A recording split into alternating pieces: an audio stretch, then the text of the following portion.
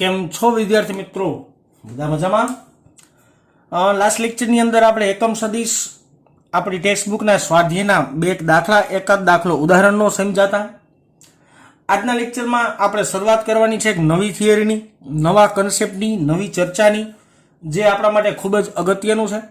12th science માટે અગત્યનું આ થિયરી થોડીક વધારે છે. જો કે હું બેટા આ ચેપ્ટરની તમામ થિયરીની અંદર હું એવું જ કહીશ કે આ અગત્યની છે, કારણ કે ખરેખર બધી થિયરી અગત્યતા ધરાવે છે. એટલા માટે મારે કમ્પલસરી તમને એવું કહેવું પડશે કે બધી થિયરી વ્યવસ્થિત સમજવાનો પ્રયત્ન કરવાનો છે. ઓકે, દ્વિપરિમાણમાં સદિશોના ઘટકો.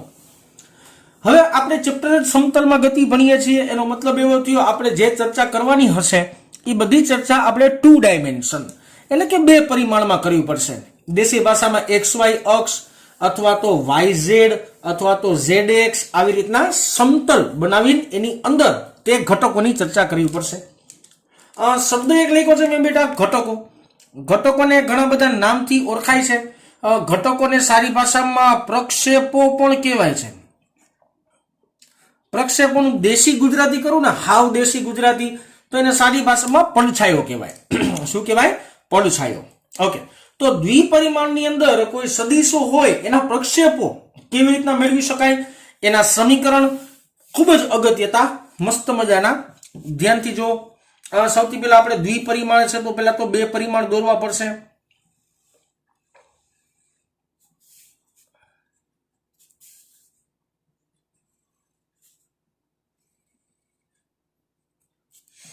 ધારો કે આને આપણે x અક્ષ કહીએ છીએ, આને આપણે y અક્ષ. બેટા ટેકનિક પાડી જ લ્યો. આ અક્ષને x જ કહેવાની, આને y જ કહેવાની. ટેકનિક પાડી લ્યો. એવો નિયમ નથી, પણ હંમેશા માટે કેશું આપણે એવી રીતના છે, બરાબર ને? એટલે દર વખતે મારે એવું ન કહેવું પડે આને x અક્ષ ધારીએ અને આને y અક્ષ ધારીએ. x ને y કહી જ દેવાના આને, બરાબર ને? હવે મારી પાસે કોઈ એક સદિશ છે, ધારો કે કોઈ એક સદિશ મારી પાસે આવી રીતના છે.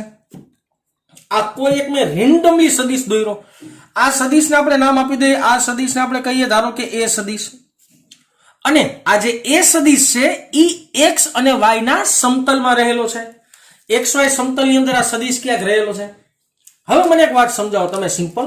હું આમ તમને મજાકના ફોર્મેશનમાં સમજાવું તો ધારો કે તમે એક બત્તી, એક લાઇટ લઈને અહીંથી આમ લાઇટ મારો તો આ સદિશનો તમને પડછાયો કેવી રીતના મળે?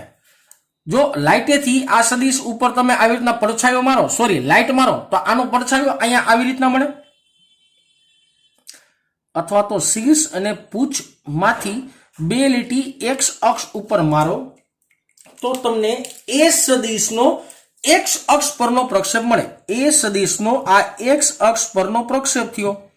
એ સદિશનો x અક્ષ પરનો પ્રક્ષેપ થયો.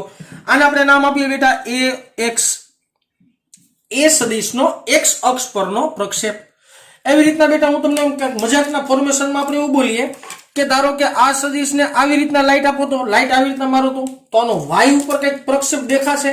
તો ધારો કે આ સદિશને તમે આવી રીતના લાઈટ મારો છો તો તમને y અક્ષ ઉપર આવો કંઈક સદિશ મળે. થોડોક આપણે ઘાટો કરીએ બેટા, તમને દેખાઈ શકે, બરાબર ને? આ છે y અક્ષનો પ્રક્ષેપ, જેને આપણે નામ આપવું પડે ay નામ આપી દઈએ. તો આ એ સદિશનો x અક્ષનો પ્રક્ષેપ, એ સદિશનો y અક્ષ પરનો પ્રક્ષેપ. દેશી ભાષામાં એ સદિશનો x નો ઘટક અને એ સદિશનો y નો ઘટક થઈ ગયો, બરાબર ને? એટલે અહીં આપણે નીચે લખી નાખીએ થિયરિકલ પોર્શનની રીતે. થોડુંક અહીંયા લખીએ આપણે કે ax જે છે ઈ છે એ સદિશનો x અક્ષ પરનો ઘટક અથવા પ્રક્ષેપ પણ બોલી શકાય, બેનો મતલબ સરખો જ થાય. અને a ઓફ y જે છે ઈ છે એ સદિશનો y ઘટક. ઘટકો નહીં લખીએ આપણે, ઘટક જ લખીએ, બરાબર ને? હું તમને એક વસ્તુ સમજાવું કે આપણે સમતલમાં ગતિ ચેપ્ટર ભણતા હતા એની અંદર આવી કંઈક બાબત હોય કે ધારો કે મારી પાસે આ XY સમતલ છે. ઓકે, આ એક સમતલ છે ને આ કોઈ મારી પાસે y સમતલ છે. હવે કોઈ સદિશ મારી પાસે આમાં આવી રીતના છે. હાલો એ સદિશને આવી રીતના દોર નાખ્યો તો તમે આકૃતિની ભૂમિતિ પરથી જોઈ શકો છો આ સદિશનો ખાલી x ઘટક જ તમને મળે. આ સદિશનો તમે x જ ઘટક મળે. આ સદિશનો તમને y ઘટક મળશે જ નહીં. y નો પ્રક્ષેપ તમને મળશે નહીં. આ એક જ પ્રક્ષેપ મળ્યો આ x પરનો. હવે ધારો કે એવી રીતના હું આવી રીતના એક આકૃતિ બીજી દોરું આ ધારો કે x અક્ષ છે બેટા, આ ધારો કે મારી પાસે y અક્ષ છે. મારી પાસે કોઈ એક સદિશ આવી રીતના છે, ધારો કે માની લ્યો આ એ સદિશ મારી પાસે આવી રીતનો ઊભો છે, તો આ સદિશનો તમને ખાલી y પ્રક્ષેપ જ મળશે. આ સદિશનો y પ્રક્ષેપ એટલે એ y જ મળશે, તમને x અક્ષ પરનો પ્રક્ષેપ મળશે નહીં.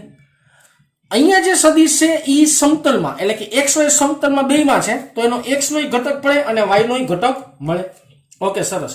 હવે અહીંયા થોડુંક ઇમેજિનેશન કરીએ બેટા કે ધારો કે એ સદિશે આ x અક્ષ સાથે બનાવેલો ખૂણો ધારો કે θ છે. એક ઇમેજિનેશન લઈએ કે આ એ સદિશ એ આ x અક્ષ આને સમાંતર દોરો ને x અક્ષ જ થાય, આને સમાંતર દોરો ને એને x અક્ષ જ કહેવાય.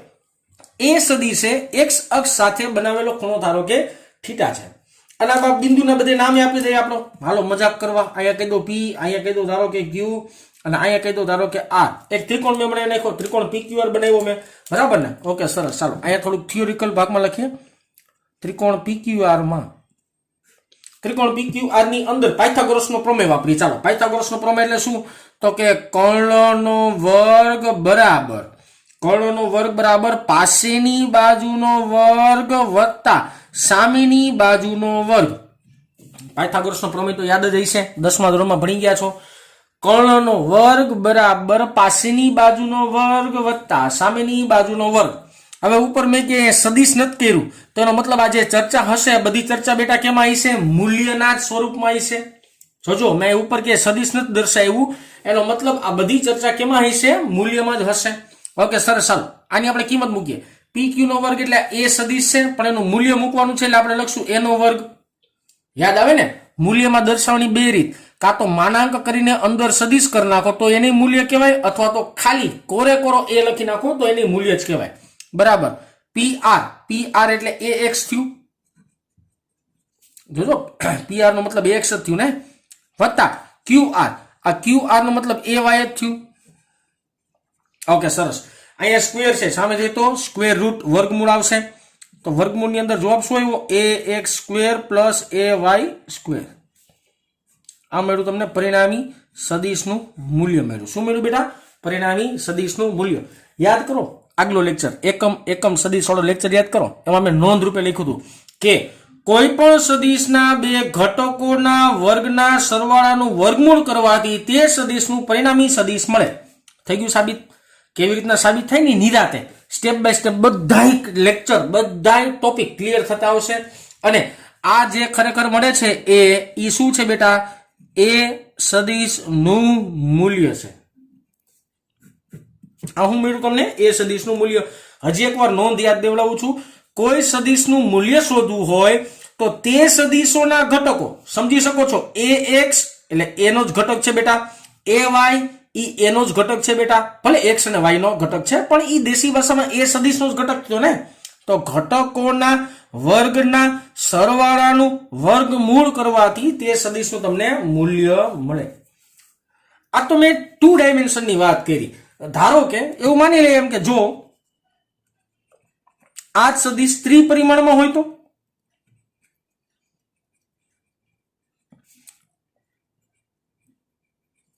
आज सदिश 3 डायमेंशन त्रिपरिमाणની અંદર ધારો કે હોય તો માનીએ તો આને આવી રીતે દર્શાવી શકાય ને એ સદિશ આ મૂલ્યમાં બેટા ડાયરેક્ટ મૂલ્યની વાત, અથવા તો આને આમે લખાય.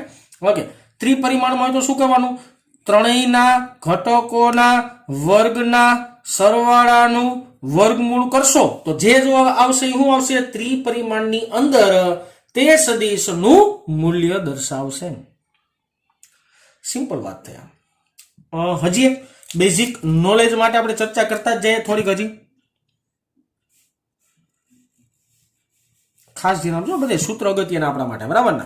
ધારો કે મારી પાસે ત્રિકોણ છે PQR, એ ત્રિકોણને જ આપણે ધ્યાનમાં લઈએ.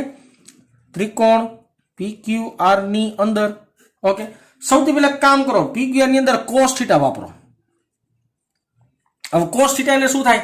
તો કે પાક, યાદ આવે ને? સોરી, cos θ એટલે શું થાય? પાક, પાસેની બાજુના છેદમાં કર્ણ. ઓકે, હવે આમાં cos θ વાપરો એટલે પાસેની બાજુ બેટા કઈ થાય? PR. સમજી શકો છો ને? પાસેની બાજુ થાય PR, છેદમાં કર્ણ થાય બેટા કયો? PQ. બધી કિંમત મૂકીએ ચાલો આમાં. cos θ બરાબર PR એટલે શું બેટા? તો કે જોઈ શકો છો PR એટલે AX થાય, AX ના છેદમાં PQ એટલે શું થાય બેટા? તો કે PQ એટલે તમે સિમ્પલ જોઈ શકો છો A થાય. એ થશે. ઓકે, આમાં એ એક્સ ને સૂત્રનો કરતા બનાવો તો આને શું લખી શકાય? એ કોસ થીટા.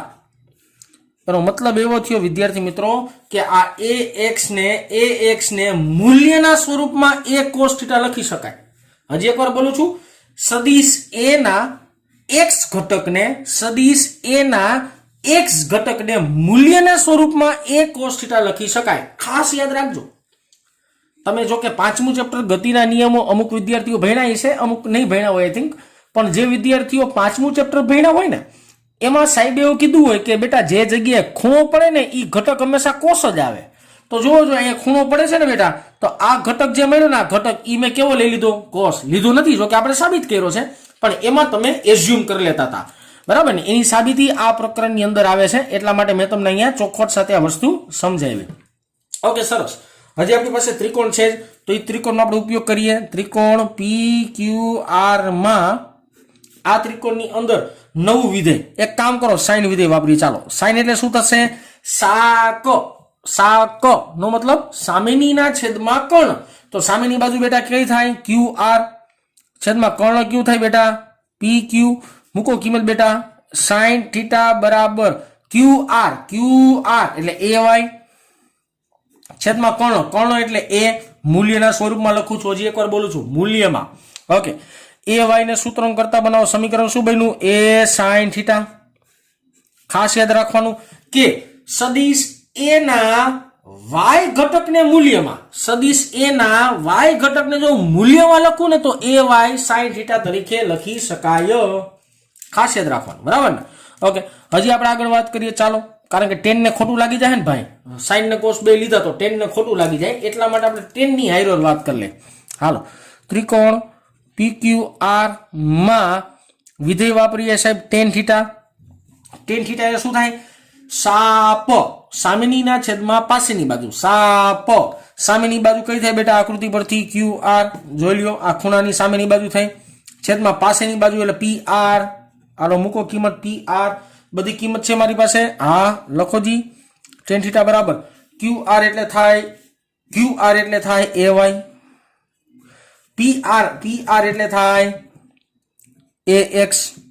સાંભળજો, હવે મને કોઈ પ્રશ્ન એવો પૂછે કે એ સદિશે X અક્ષ સાથે બનાવેલો ખૂણો કેટલો?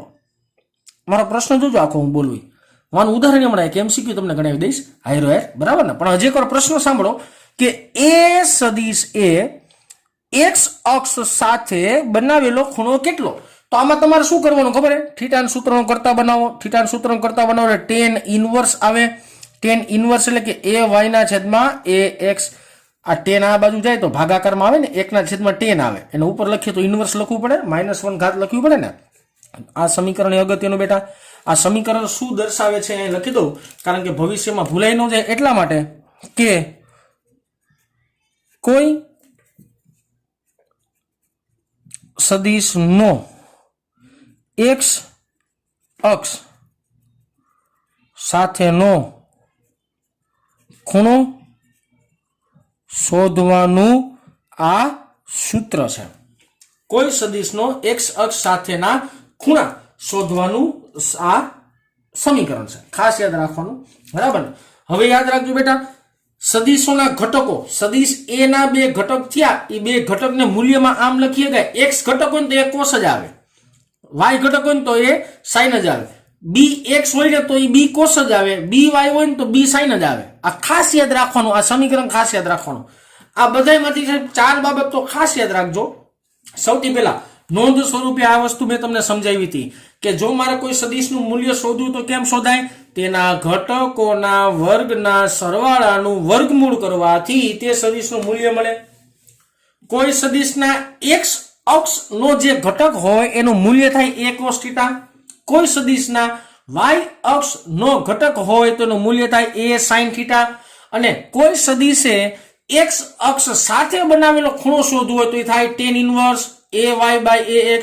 અને ગુજરાતીમાં યાદ રાખજો, y અક્ષનો ઘટકના છેદમાં x અક્ષનો ઘટક. અને ગુજરાતીમાં કેમ બોલાય? y અક્ષનો ઘટકના છેદમાં x અક્ષનો ઘટક. તમારે થોડું કામ સ્માર્ટ જવું હોય ને, સ્માર્ટ તોય જઈ શકાય. જો સ્માર્ટ જવું હોય ને, ખાલી મજાકની વાત છે, ટાઈમ કાઢવાની વાત છે, ખાલી બીજું આમાં કાંઈ નથી. જો એ વાય બરાબર શું લખાય? એ સાઇન થીટા લખાય. એ એક્સ બરાબર શું લખાય? એ કોસ થીટા લખાય. એ તો ઉડી ગયા, સાઇન ના છેદમાં કોસ. જવાબ શું આવી ગયો પાછો? ટેન થીટા જ આવી ગયો ને. જવાબ શું આવી ગયો? ટેન થીટા જ આવી ગયો. એનો મતલબ એવો થયો ડાબા અને જમણા બે હરખી જ બાજુ હે, એટલે ઉપાધિ ન કરતા સમીકરણ 100% સાચું થાય છે.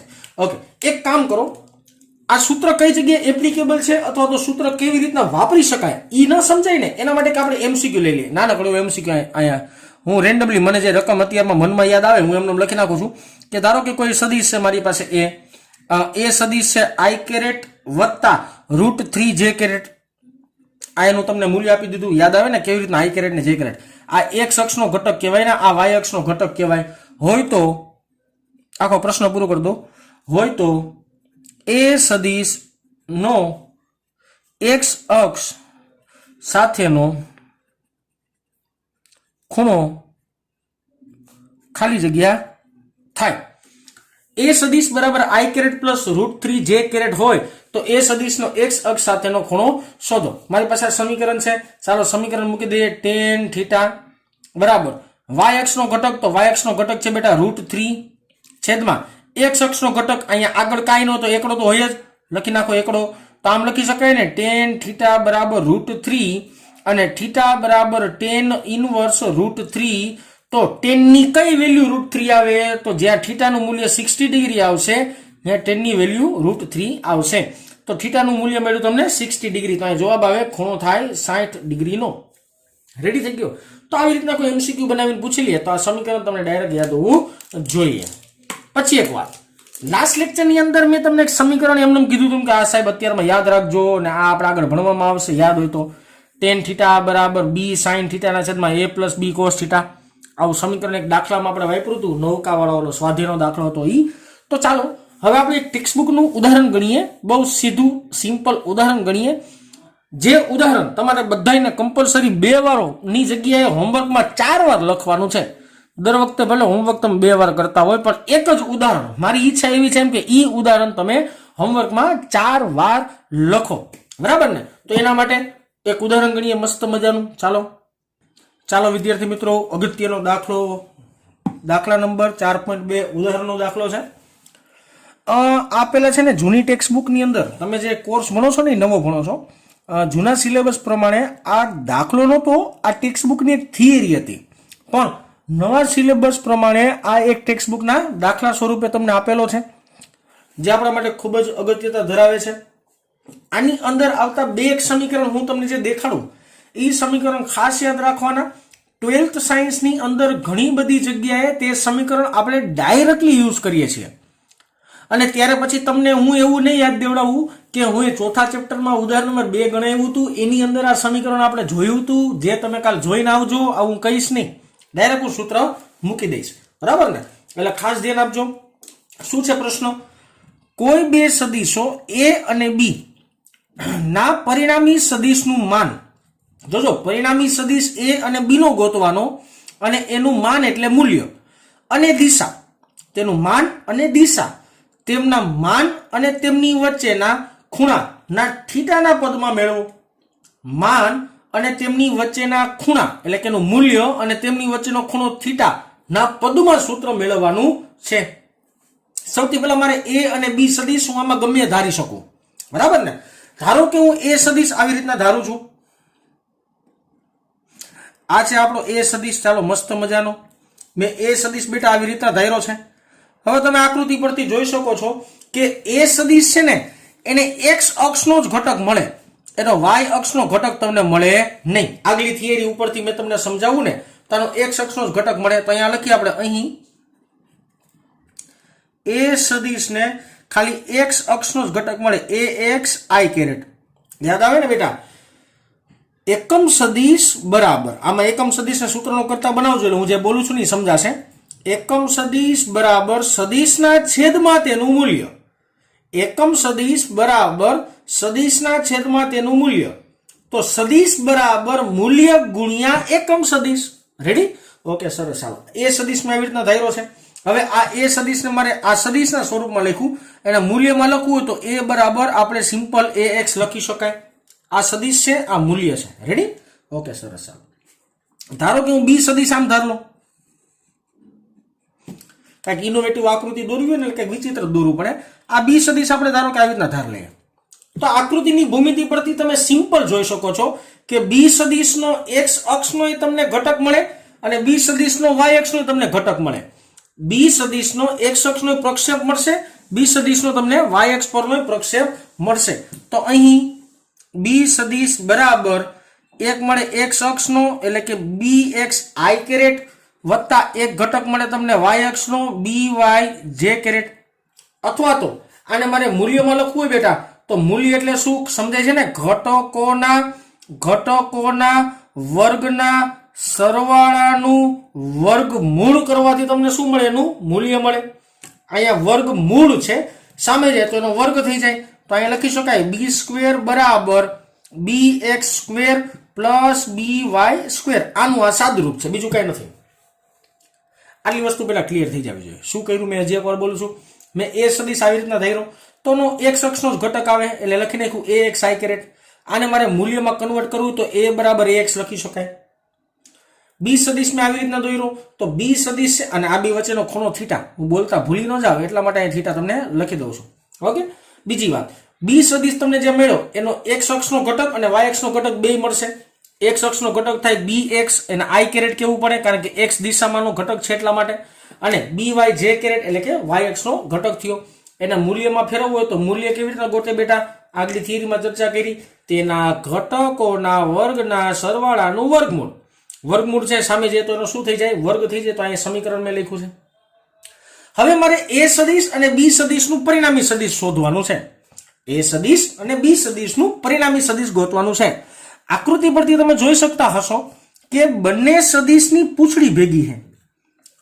જો બંને સદિશોની પૂંછડી ભેગી હોય તો પરિણામી સદિશ શોધવા માટે તમારે સબાચકોની રીત વાપરવી પડે. કઈ વાપરવી પડે? સબાચકોની રીત. ચાલો આનો સદિશ એક અહીંયા આપણે ધારીએ આવી રીતના.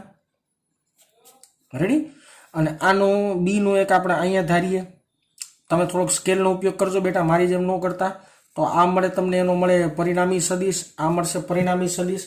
અને પરિણામી સદિશ આપણે કહેતા હોય એ સદિશ વત્તા બી સદિશ. આ લખી દઉં છું, આ છે એનો પરિણામી સદિશ. ઓકે, સરસ. હવે પ્રશ્નો વાંચીએ. પ્રશ્ન શું હતો? એ અને બી ના પરિણામી સદિશ એટલે આ પરિણામી સદિશ મેળવો. પરિણામી સદિશનું માન અને દિશા બે ગોતવાની છે. ઓકે, તો પેલા આપણે વાત કરીએ પરિણામી સદિશ વિશેની. અહીંયા લખીએ, અહીં પરિણામી સદિશ. ઓકે, પરિણામી સદિશ એટલે શું બેટા? એ સદિશ વત્તા બી સદિશ. આ બે નું પરિણામી, એ અને બી નું પરિણામી છો. ઓકે, ચલો. એ સદિશ બરાબર શું લખી શકાય બેટા? એ એક્સ આઈ કેરેટ. એ એક્સ આઈ કેરેટ હું હજી સદિશમાં જ લખું છું, મૂલ્યમાં નથી લખતો. વત્તા બી સદિશ બરાબર શું લખી શકાય? અહીંયા જોઈ શકો છો તમે. શું લખી શકાય બેટા? બી એક્સ આઈ કેરેટ વત્તા બી વાય જે કેરેટ. આ બે ઘટક એક્સ ના થયા, આ એક ઘટક વાય નો થયો. એક કામ કરો, એક્સ એક્સ વાળાને ભેગા કરી નાખીએ. એ સદિશ વત્તા બી સદિશ બરાબર આ બે માંથી કોમન શું નીકળશે? આઈ કેરેટ કોમન નીકળશે. એ એક્સ વત્તા બી એક્સ અને એનો થઈ ગયો આઈ કેરેટ વત્તા બી વાય જે કેરેટ. તો આ મળ્યું તમને સદિશ એ અને સદિશ બી નું પરિણામી સદિશ. શું મળ્યું? સદિશ એ અને સદિશ બી નું પરિણામી સદિશ. આ લખી નાખું છું, સદિશ એ તથા બી નું આ છે પરિણામી સદિશ છે. રેડી? વાત થઈ ગયા પેલા તો. Okay, simple. જેમ કરીએ છીએ એમ જ આગળ વધીએ. હવે આ જ પરિણામી સદિશનું આપણે મૂલ્ય ગોતીએ. ચાલો આ લખીએ, પરિણામી સદિશ નું મૂલ્ય આ 100 છે. પરિણામી સદિશનું મૂલ્ય. હાલો, પરિણામી સદિશનું મૂલ્ય એટલે આનું મૂલ્ય ગોતવાનું છે. આમ લખવું પડે મોડ ઓફ એ પ્લસ બી સદિશ. જો મૂલ્ય કોનું છે? એ અને બી સદિશના સરવાળાનું મૂલ્ય થયું. એ સદિશ અને બી સદિશના સરવાળાનું આ મૂલ્ય થયું. છેલ્લે હું લખી દઈશ છતાંય તમને. ઓકે, હાલો, મારે તમને મૂલ્ય ગોતવું હોય તો મૂલ્ય કેમ ગોતવાનું ભાઈ? સદિશોના ઘટકના વર્ગના સરવાળાનું વર્ગમૂળ. સદિશના ઘટક તો પેલા આ છે x નો ઘટક છે, આ છે y નો ઘટક છે, આ છે x નો ઘટક, આ છે y નો ઘટક. તો પેલો ઘટક લખીએ સોરી x નો ઘટક લખીએ ax વત્તા bx. હાલો, y નો ઘટક લખીએ by. આ ઘટકોના વર્ગ ના સરવાળા નું વર્ગમૂળ કરો એટલે તમને શું મળે? પરિણામી સદિશનું મૂલ્ય મળે. આનું આપણે સાદુરૂપ આપીએ દેશી ભાષામાં, હાવ સાદુરૂપ, હેલું. જોજો, સૌથી પહેલા વર્ગમૂળ કરી નાખીએ મોટું. હાલો, આનું સાદુરૂપ a પ્લસ b નો વર્ગ હોય તો a square plus 2ab plus b square થાય. એ વિસ્તરણના સમીકરણ પરથી ax square plus 2ax bx plus bx square plus આ એમનો રાખીએ by સ્ક્વેર એમનો રાખીએ, એમાં કઈ હરી નથી કરતા. ઓકે, સરસ. હવે ધ્યાન આપજો બીજી એક વાત મસ્તની. હું જ્યાં લીટી કરું ને ધ્યાનથી જોજો. જે જગ્યાએ હું લીટી કરું છું ને બેટા, એ વસ્તુને તમે ધ્યાનથી જોજો. ઓકે, આ જે ax ઉભર્યો, કલર બદલાવી નાખીએ આપણે, દેખાય. આ ax છે, આ ax છે. ax ની જગ્યાએ શું લખી શકાય? a લખી શકાય. આ રીઝોલ્યો ax ની જગ્યાએ a લખી શકાય. રેડી? ઓકે, બીજી એક વાત દેખાડી દઉં તમને. bx સ્ક્વેર વત્તા by સ્ક્વેર, bx સ્ક્વેર વત્તા by સ્ક્વેર બરાબર b સ્ક્વેર લખી શકાય. બરાબર ને? તો આ સિમ્પલ મારે ખાલી કિંમત મૂકવાની, બીજું કઈ નથી કરવાનું. હાલો, અહીંયા લખી નાખીએ ax સ્ક્વેર ની જગ્યાએ ખાલી લખી a સ્ક્વેર વત્તા 2 ax ની જગ્યાએ લખી પાછું a, bx એમનો રાખીએ છીએ વત્તા bx સ્ક્વેર વત્તા by સ્ક્વેર બરાબર આ જગ્યા પરથી મેં લખી નાખ્યું b સ્ક્વેર. આવી ગયું b સ્ક્વેર. સરસ, ચાલો. ઓકે, સરસ, ચાલો. બીજી એક વાત કરવી હોય તો કરી શકાય બેટા. બીજી એક વાત કરવી હોય તો કરી શકાય. આને એક કામ કરો, આગળ પાછળ થોડુંક લખીએ. આને થોડુંક આગળ પાછળ લખીએ. સરવાળામાં છે એટલે ક્રમનું મહત્વ ન હોય. a square plus b square plus 2abx વર્ગમૂળ છે એટલે કે આખાની કેટલી ઘાત થાય? 1/2 ઘાત થાય, 1/2 ઘાત આવે ને બેટા. ઓકે, સરસ, ચાલો.